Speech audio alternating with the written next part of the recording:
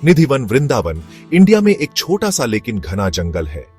ये हिंदुओं के लिए बहुत पवित्र जगह मानी जाती है। माना जाता है कि यहीं पर भगवान कृष्ण अपनी प्यारी राधा और गोपियों के साथ हर रात रासलीला करते थे। कहते हैं निधिवन की हवा में दिव्य ऊर्जा है।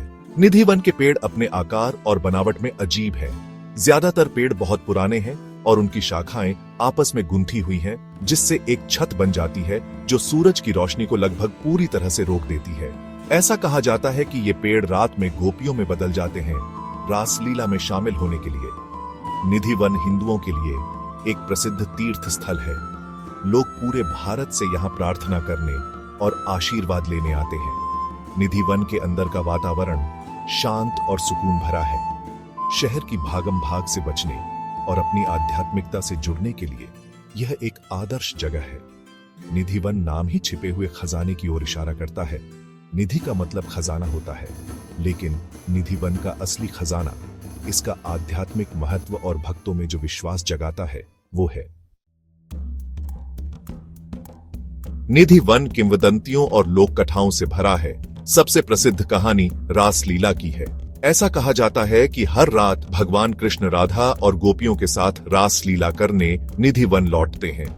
निधिवन के पेड़ दिव्य नृत्य में शामिल होने के लिए गोपियों में बदल जाते हैं।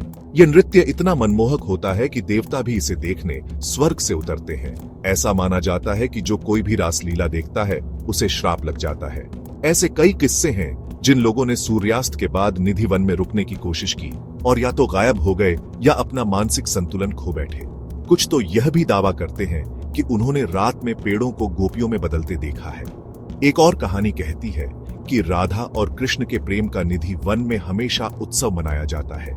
ऐसा कहा जाता है कि कृष्ण के वृंदावन छोड़ने के बाद राधा हर दिन उनके लिए तरसती थी। उनकी भक्ति इतनी प्रबल थी कि कृष्ण अपनी प्यारी से मिलने हर रात निधिवन लौट आते थे।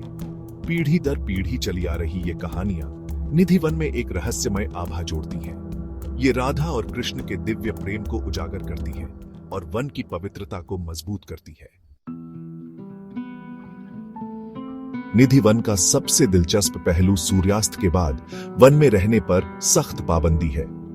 वन के अंदर का मंदिर सूर्यास्त के समय बंद हो जाता है और उसके बाद किसी को भी अंदर रहने की अनुमति नहीं है। स्थानीय लोगों का मानना है कि जो कोई भी रासलीला देखता है उसे गंभीर परिणाम भुगतने होंगे। ऐसे किस्से हैं जिन्होंने इस नियम को तोड़ा है और या तो गायब हो गए हैं, अपना दिमाग खो बैठे हैं या अपनी जान भी गंवा बैठे हैं। हालांकि ये कहानियां असत्यापित हैं। ये सावधानी बरतने वाली कहानियों के रूप में काम करती हैं और निधिवन की रात के समय की पवित्रता के बारे में विश्वास को मजबूत करती है। मंदिर का प्रबंधन करने वाले पुजारी जगह की पवित्रता और परंपरा का सम्मान करने के महत्व पर जोर देते हैं। उनका मानना है कि रासलीला की पवित्रता की रक्षा के लिए और दिव्य प्राणियों को किसी भी तरह की गड़बड़ी से बचाने के लिए यह निषेध लगाया गया है। रहस्य का यह माहौल और अज्ञात का डर इस विश्वास को और मजबूत करता है कि निधिवन अपार आध्यात्मिक शक्ति का स्थान है, एक ऐसी जगह जहां दिव्य और नश्वर दुनिया आपस में मिलती है।